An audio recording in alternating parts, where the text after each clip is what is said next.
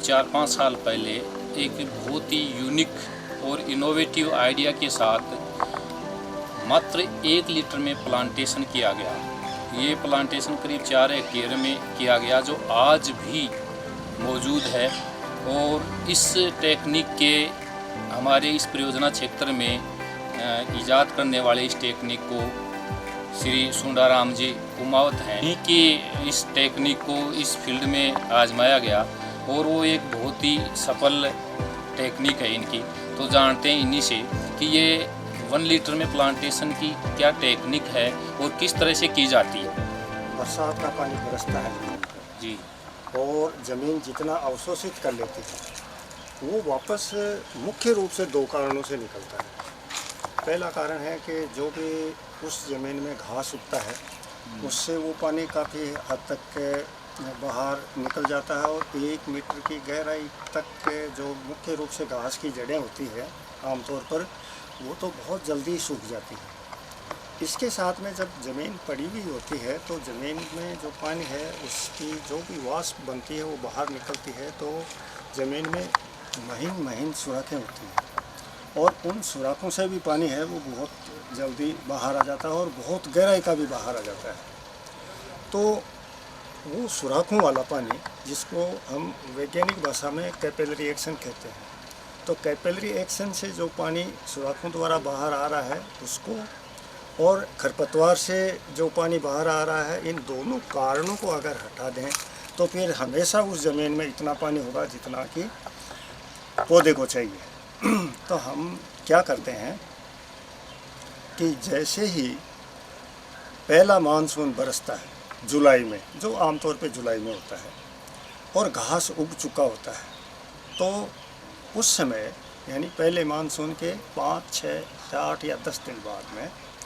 उस पूरे खेत की जुताई कर देते हैं जहां हमें पौधे लगाना है। तो उससे क्या होता है कि एक तो ज़मीन में जो भी घास उगता है वो समाप्त हो जाता है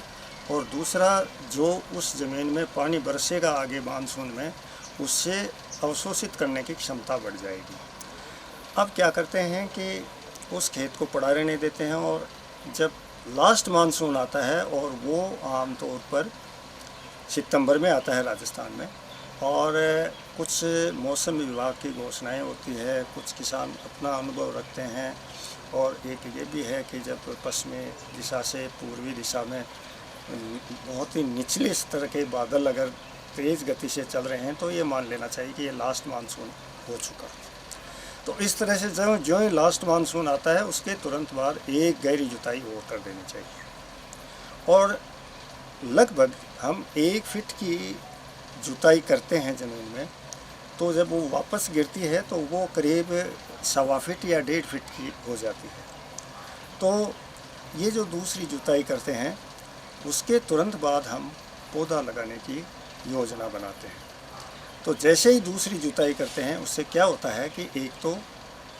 जो भी खरपतवार बीच में उगा बरसात के मौसम में वो नष्ट हो जाता है, दूसरा जो जितनी गहराई तक हमने जुताई की है जो 1 फीट से ज़्यादा है, उस क्षेत्र में ज़मीन के ऊपरी हिस्से में न खरपतवार है न ही कोई कैपिलरी बनी हुई है, सुराखें बनी हुई हैं। लेकिन जितनी गहराई तक हमने जुताई की हुई है उसके निचले हिस्से में सुराखें या कैपिलरी बनी हुई होती है ज़मीन में गहराई में। तो गहराई का पानी बाहर आने की कोशिश करता है उस कैपिलरी से जो जितनी जुताई की हुई है उसके नीचे बनी हुई है, लेकिन वो बाहर तो आ नहीं पाता और ऊपरी सतह से 1 या 1.25 फीट नीचे आके वो इकट्ठा होता रहता है। तो अगर हम पौधा इस तरह से लगाएं कि उसकी जो जड़ें हैं वो ऊपरी सतह से 1.5 फीट नीचे हो,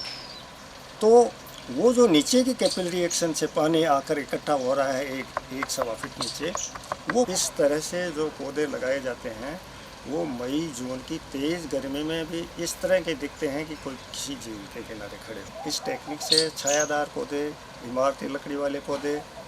और कुछ सीमित मात्रा में फलदार पौधे ये हम लगा सकते हैं, चारे वाले पौधे लगा सकते हैं, आंवला, कैरुंदा, देसी बेर, ये ऐसे पौधे हम ऐसे भी लगा सकते हैं जो कुछ फल देते हैं। और बाकी इसका जो सक्सेस रेट है वो लगभग 80% है और 70% भी बहुत अच्छा माना जाता है। रोएडा में हमने जो पौधे लगाए थे उसका तो एक जगह 100% आया है, एक भी पौधा नहीं खराब हुआ है। और ऐसी धारणा है कि रोएडा बहुत धीरे बढ़ता है, लेकिन इस तकनीक से लगाया हुआ पौधा तो बहुत तेज़ी से बढ़ता है और किसी भी अन्य पौधे से वो पीछे नहीं रहता। और